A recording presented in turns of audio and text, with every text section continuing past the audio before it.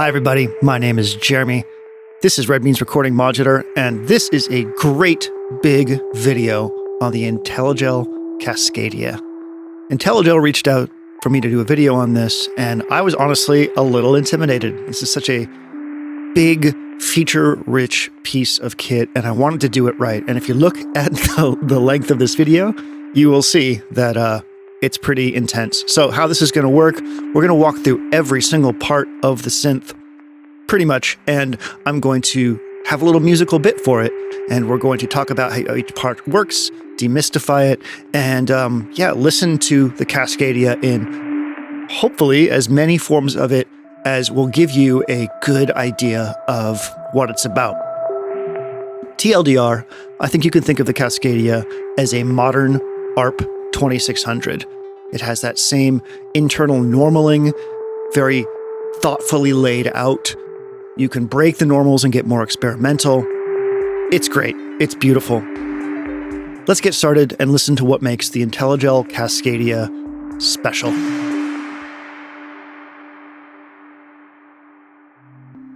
The first section that we're going to look at is the mixer section. This is on the top left of the synthesizer, right where we're panning to right now. This section has a series of sliders for the different things that you can mix into the other parts of the synth, the audio signals.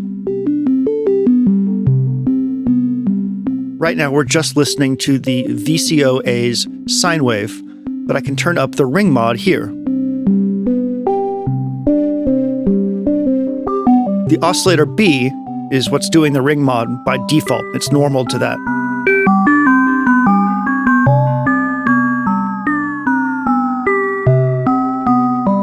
I'm going to switch the pitch tracking on oscillator B to only be what goes into the VCOB pitch input. So it's static right now, but I can modulate that with any of the sources here that I have available. So why don't we modulate that with something? In this case, I'm going to take one of the three LFOs. This bipolar LFO will take the pitch up and down and affect how the ring mod works.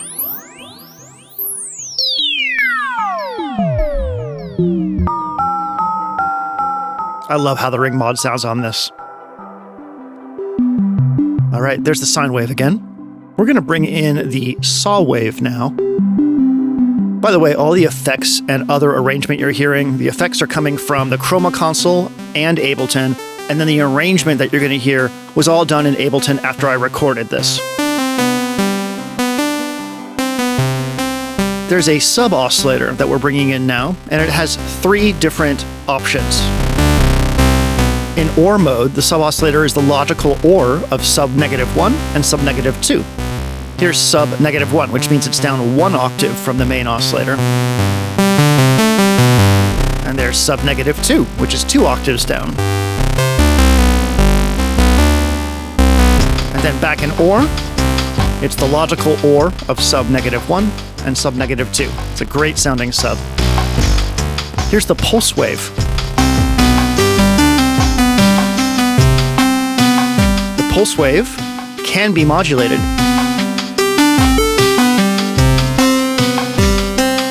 And it has a default modulator of LFO-Y, which I can turn up with the slider to the left. All the little black markers you see above the jacks are normals. They're automatically done within the synth.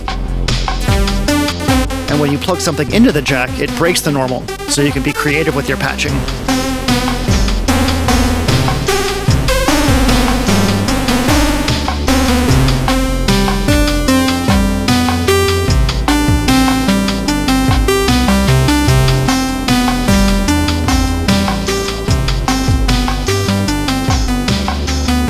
Mixing the sliders, which are the best performance control, you can create a custom waveform and sound of your choosing.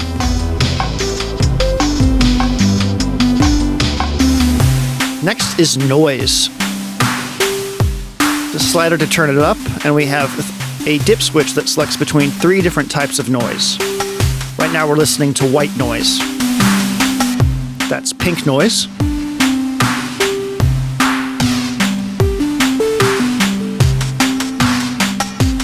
And then in the middle, we have Alt, which has a bunch of selections.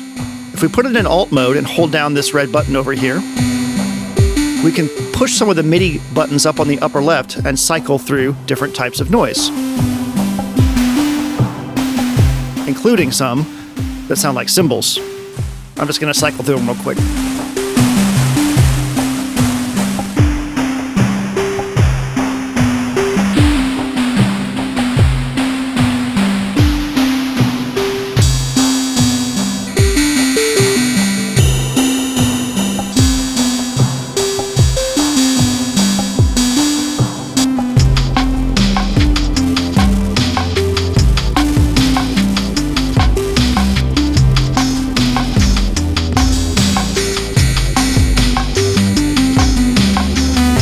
There are some additional outs on the bottom of the mixer section you can see in those black paneled traces, but with the sliders, you can get a lot done.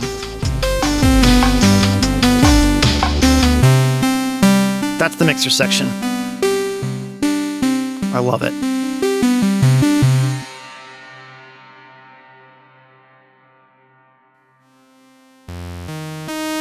In this next section, I will introduce you to the filter and filter modulation options that we have on the Cascadia.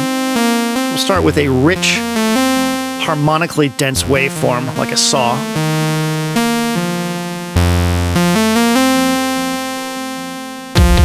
The filter is multi-mode, and right now it's in low pass 1. We'll listen to it like this in this walkthrough section, and then we'll go through all the other sections next. Here's our cutoff. We have a level to drive the filter.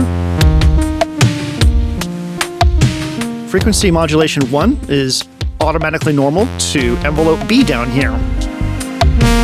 We'll go over the envelopes later.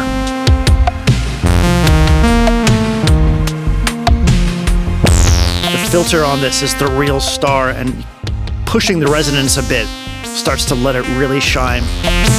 Has a very SH-101 feel.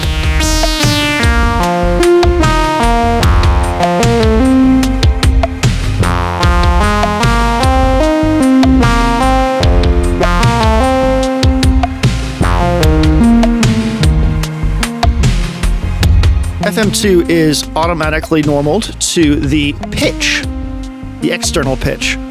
We're not getting anything right now, so I'm going to go ahead and plug this into a different control, like MIDI pitch or velocity. So MIDI velocity is sent over via MIDI, which I'm getting from Ableton right now. I'm going to go into Ableton and adjust the velocity to get some variation, and you'll hear how the filter or any other thing can be controlled by MIDI velocity.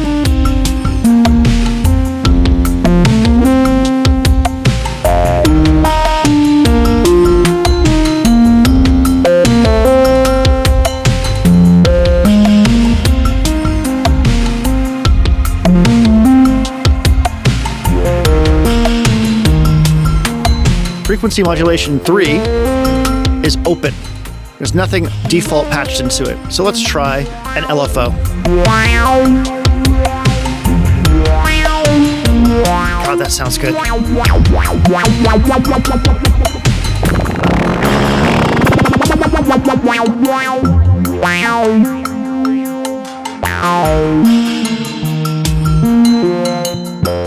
Here's one of my favorite things. Let's use audio rate from oscillator B. Listen to that.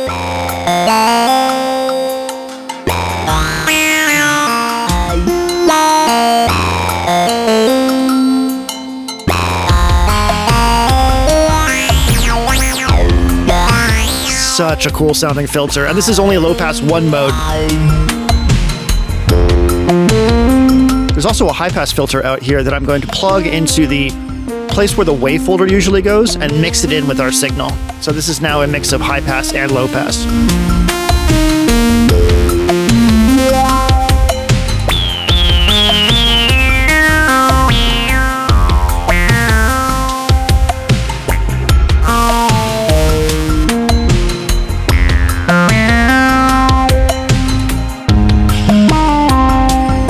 As we move up through the low pass poles, it gets juicier and more extreme. Low pass 4 is probably my favorite. Band pass is no slouch either.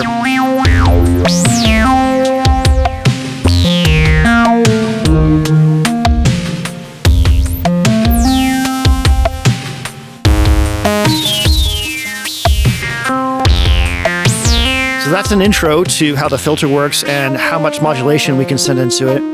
Let's go through the filter modes next, okay?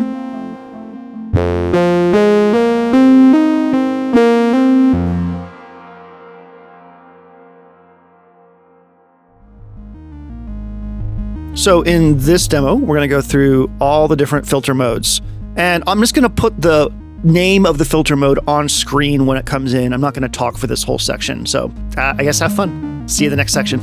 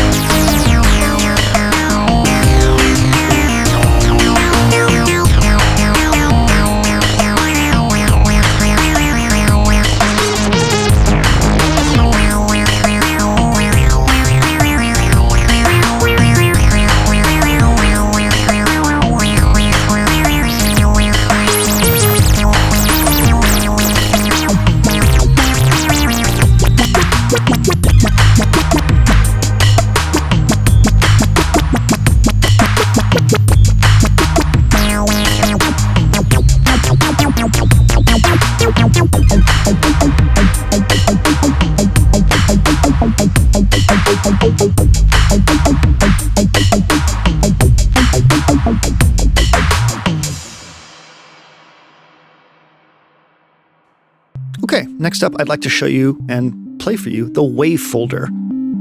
There is a section up here on the upper right before the sort of output mixer.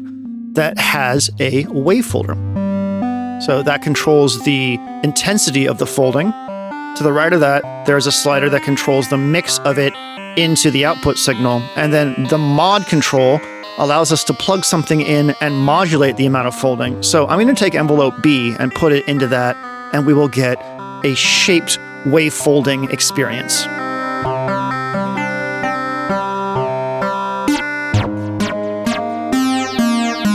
That's so cool.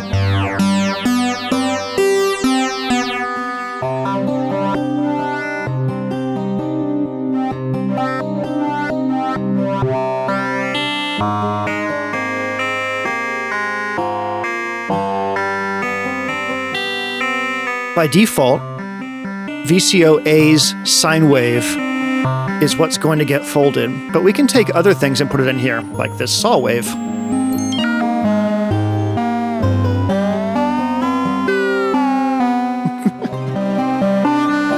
You'll notice that we have no sliders up in the mixer section. We are just listening to the wave folder.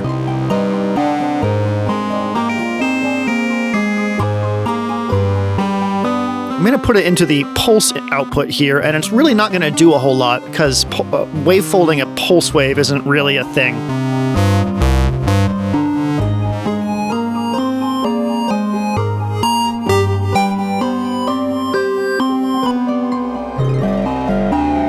We could also put an LFO into the fold mod.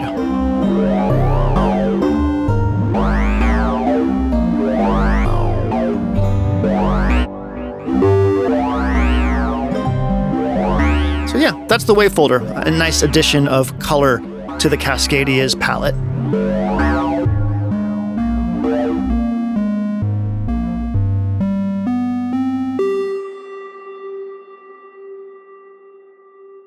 Okay, let's check out VCO A and B, our main oscillators for the Cascadia.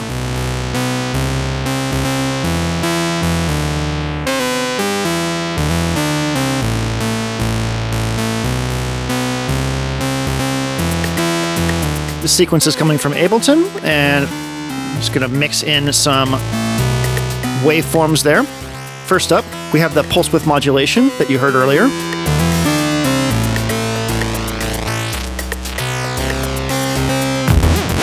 All right, then we have frequency modulation. By default, VCO-B is set to modulate, frequency modulate VCO-A. And you can see since it's tracking pitch from A as our pitch changes, it changes its rate, which is actually pretty cool for modulation. It's in LFO mode right now. It can be VCO mode or LFO mode, so you can do audio rate or low frequency modulation. I'm going to put a MIDI clock into the sync for oscillator B, and now we can theoretically sync our LFO to the MIDI clock. You can hear it's a bit more rhythmic now. Isn't that beautiful?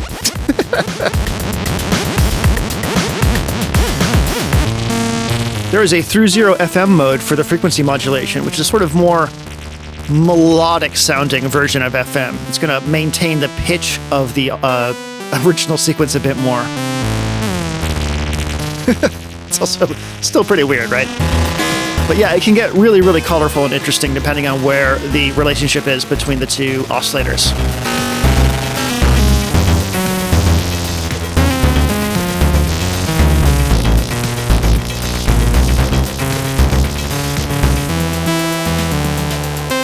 Let's go ahead and take envelope B and put it into the frequency modulation source input for oscillator A.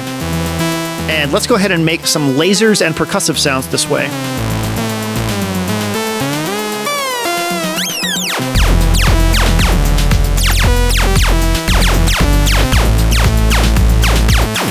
Remember that envelope B is normal to our filter too. So if we go up there and play with that, we can get some nice short bursts.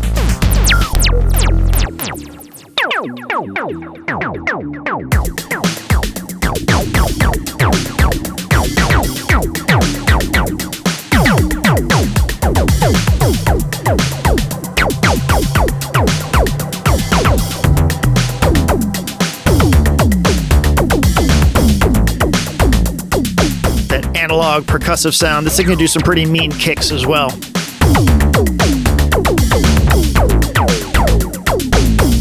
Both envelope A and B will automatically trigger via incoming, key presses, but there's also an external trigger input for both of them. So you can do what I'm about to do and re-trigger envelope B with an external source, in this case, the MIDI clock, and get pulsing.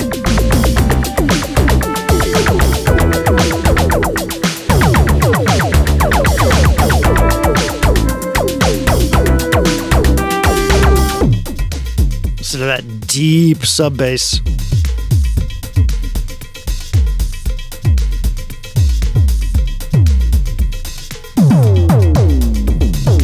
Bring the wavefolder in a bit.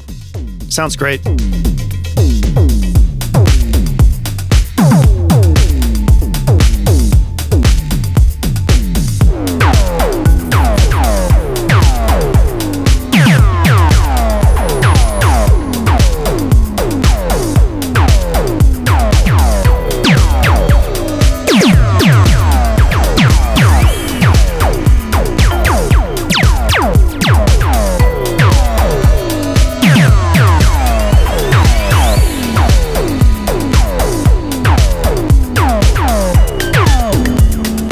You'll notice I'm messing with the output up at the top there. We can overdrive the Cascadia's output in a couple different ways to make it more growly and distorted, which is really cool.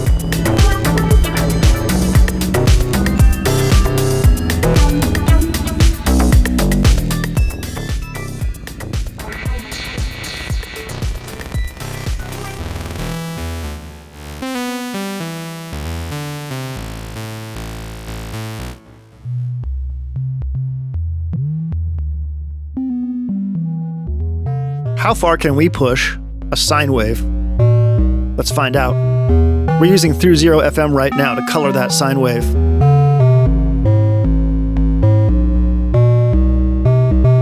Oscillator B is our modulating oscillator, so changing its octave up will give us glassier tones.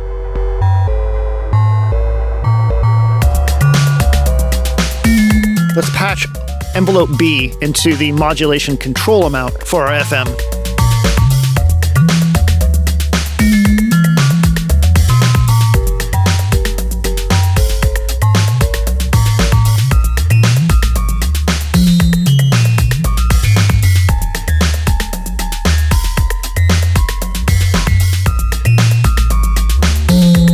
Some wavefolding in there.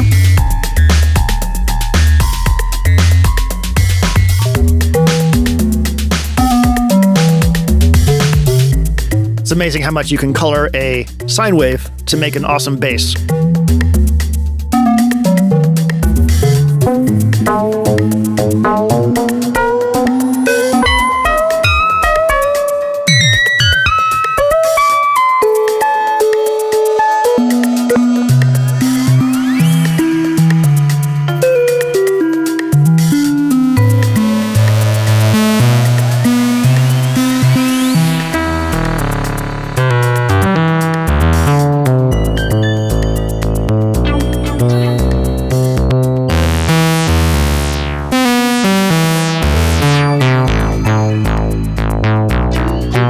Sounds good.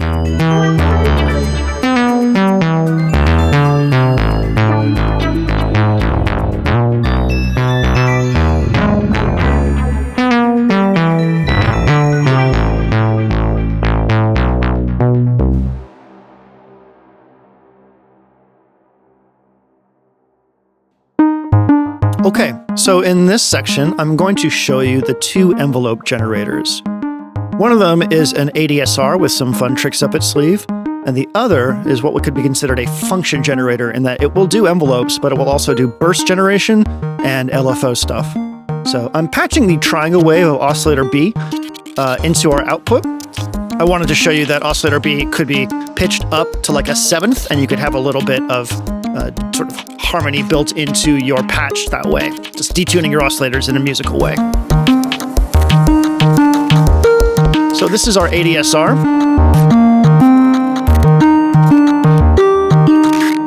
It has 3 modes: fast, medium, and slow. This is fast.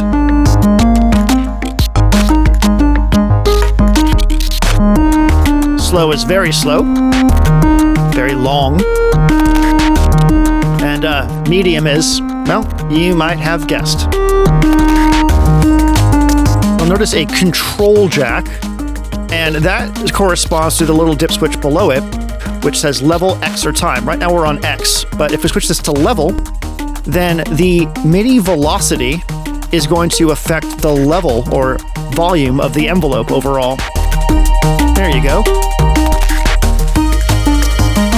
There's also a time mode, which will shorten or lengthen the envelope depending on the MIDI velocity.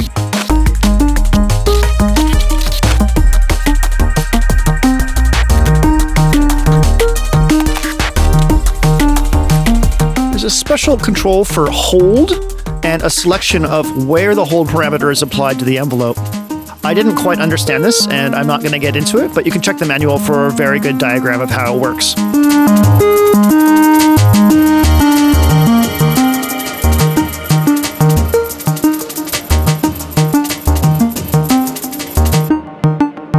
Like with envelope B, we can send an external gate into here, in this case the MIDI clock, and retrigger the envelope according to the rhythm of the MIDI clock.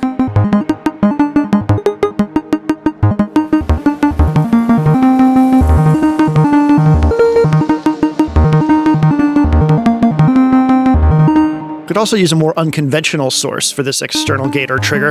In this case, we'll use the LFO. The peak of the LFO will act as a trigger for our envelope.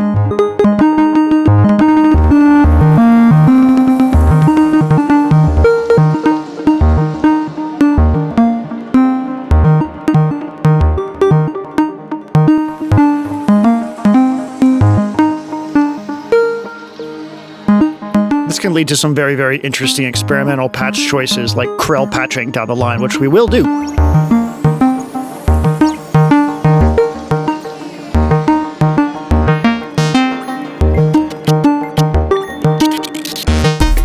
All right, let's look at envelope B,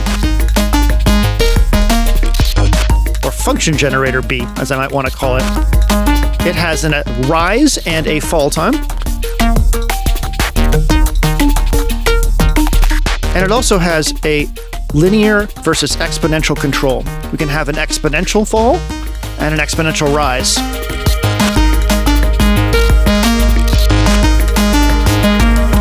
I find a little bit of rise sounds great on the filter.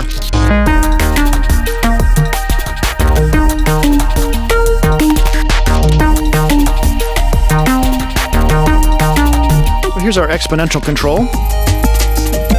Exponential falls are really, really great for that sort of West Coast bongo pluck sound.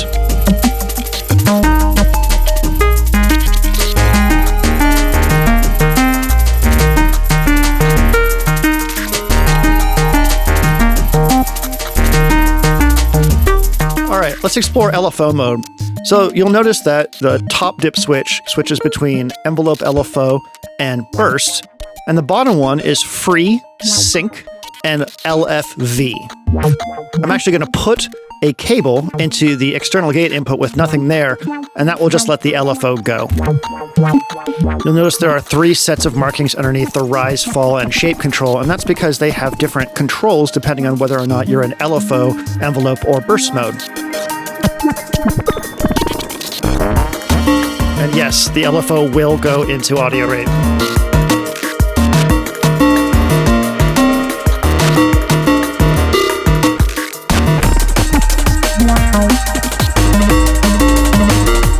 The LFO can be synced to the clock, and you can modulate rise, fall, and shape, like any good looping function generator should let you. This will be great for Krell patching later.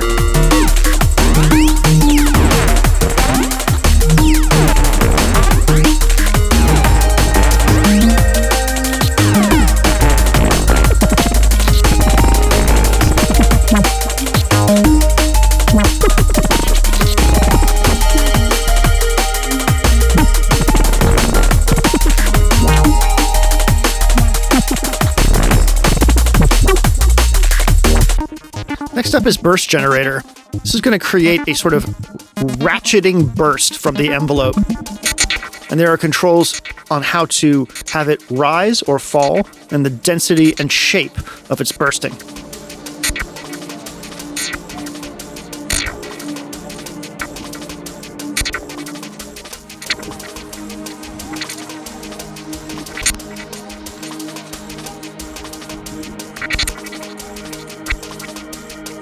There are some great diagrams of how this works in the manual if you'd like a very good visual representation.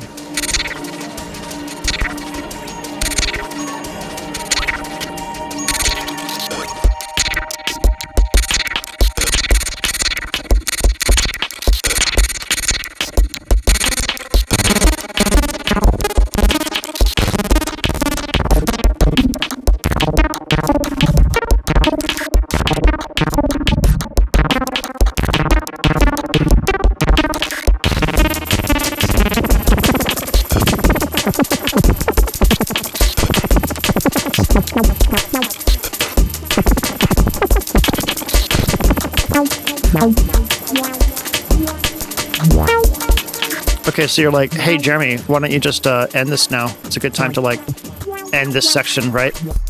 Well, the truth is, I arranged all these tracks in Ableton to the demos I recorded with Cascadia. And so, like, there's these, like, 16-bar chunks, and to get to the next section without it being jarring, I have to play the section that's before. So now I have all this sort of silly footage of the Cascadia panning around and zooming and stuff like that, just so we can get to the next iteration of the 16-bar loop. Hey, yeah, see, now we got that nice loop in there, the sort of top percussion thing, the pad. I think the pad sounds really good.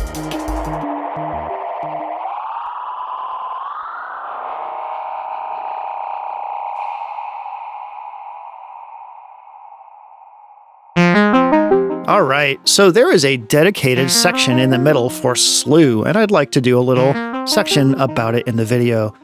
Slew basically takes an incoming signal, sees where there's hard rises and falls, and makes them smoother. And does this in a couple different ways. We're going to be focusing on the low-pass slew, which is going to take hard things and make them soft. So here, to start off with, this is what a hard, random sample and hold sounds like on filter modulation.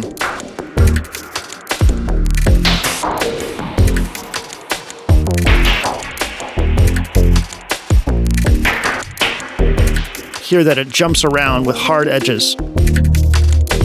This is normaled into slew, which also doubles as an envelope follower, by the way. So I'll just take the output of this, which is the same that we had in its current incarnation, and as I turn rate up with the dip switches as they are, you're going to hear that this smooths out. The modulation does.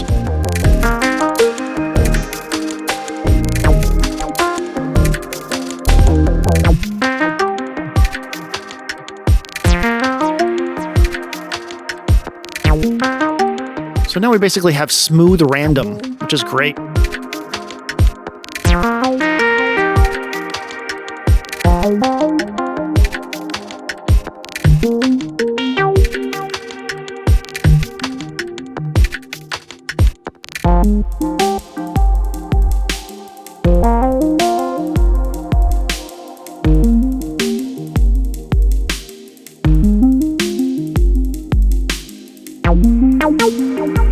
Another really, really great use for this is to slew pitch to get portamento. So I'm going to take our MIDI pitch here, put it into our envelope follower /slew, and I'm going to take that and put it into the external pitch control for VCO A.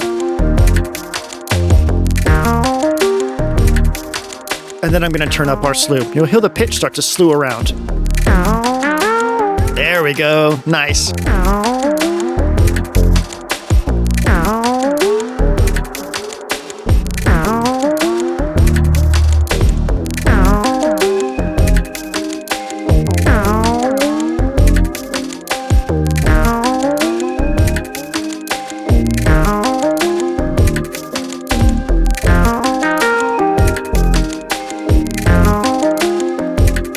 If I take this slewed sample and hold out, and I put it into the rate for our LFOs, we can get smoothly random morphing LFO rates. So I'll take the output of our LFO and put it into FM3. Now that smoothed random is going to control the rate.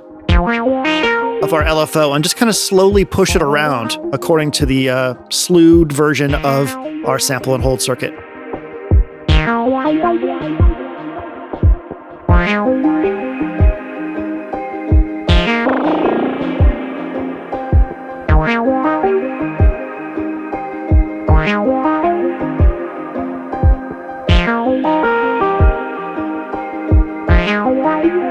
This is really, really great for experimental on Krell patching, which, again, we'll get to later.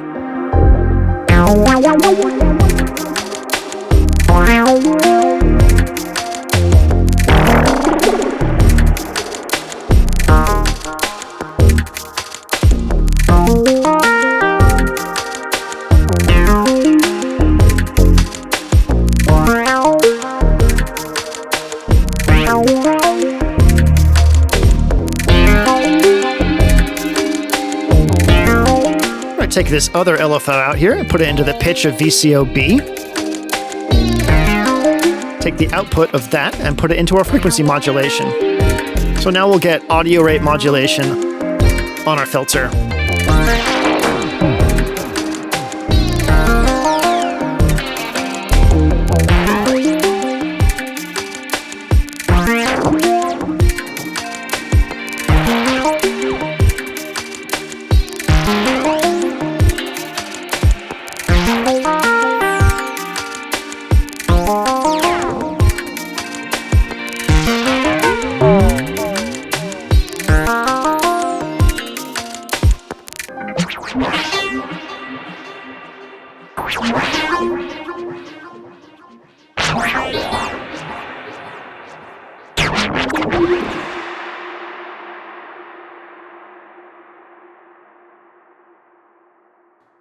Okay, so the Cascadia has a really, really robust middle bar section, and we're going to go through that.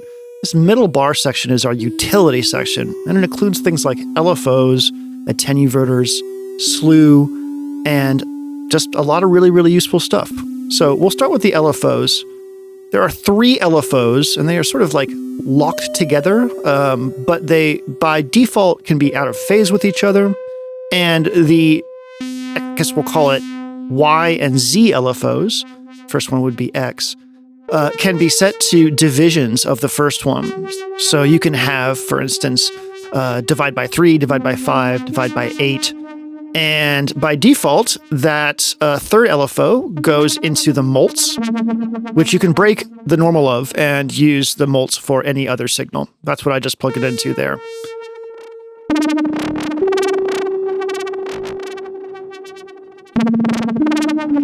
You can see, based on the LEDs of the LFOs, going from green to red, that means that they are bipolar, or do positive and negative voltage.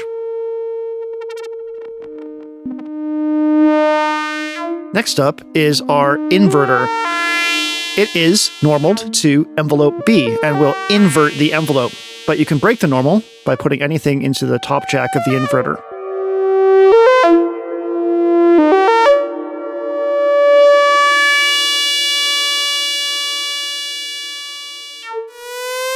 Next up is a section that will take a bipolar signal and turn it into a unipolar signal, which is really, really useful on the Cascadia.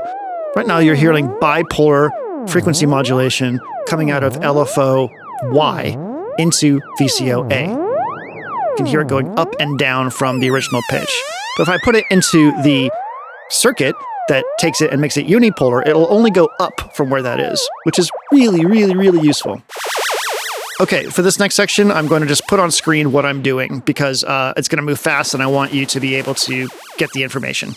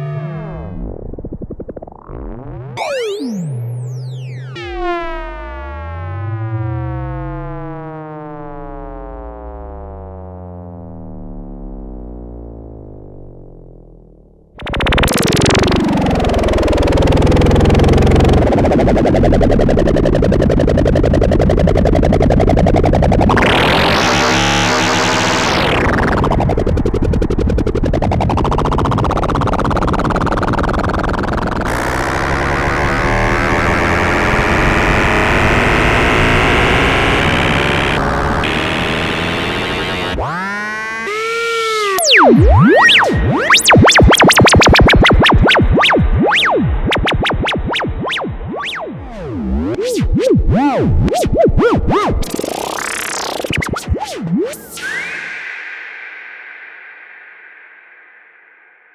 how I said this thing reminded me of a modern ARP 2600? Well, the ring modulator really drives that home. There is a ring modulator circuit that ring modulates A and B. However, you can put something into that and break the normal. In this case, I'm using a drum loop from the M8. And you can hear that it's running through the filter. It's really cool. There's a lot of really fun stuff you can do with this, including R2-D2 noises. Here's a vocal sample through it, and we're going to go ahead and mess around with this a little bit and make the worst sound you've ever heard.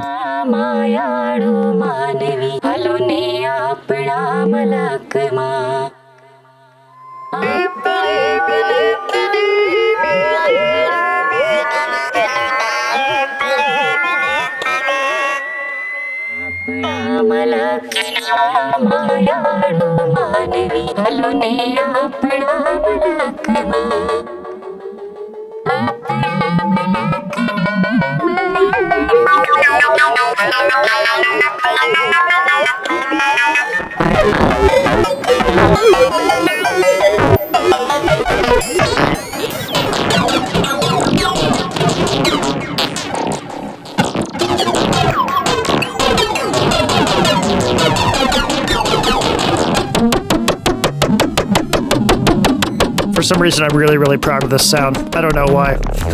Don't worry, this is almost over, and then we'll get to something pretty, I promise.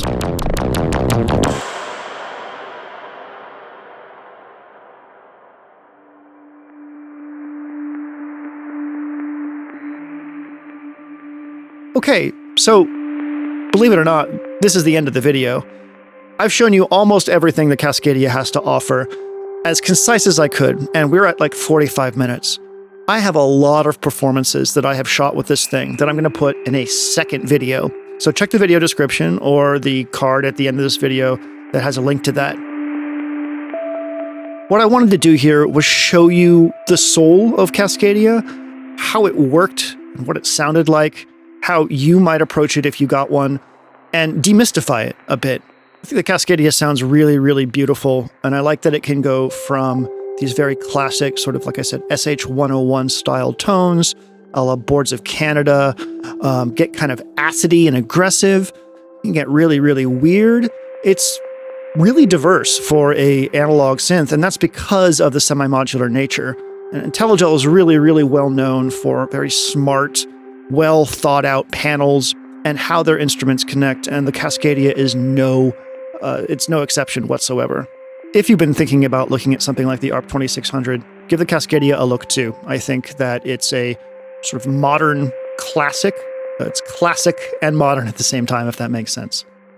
So I guess that's it from me. Thank you so much for watching. Check the video description for links. Support the channel on Patreon if you'd like.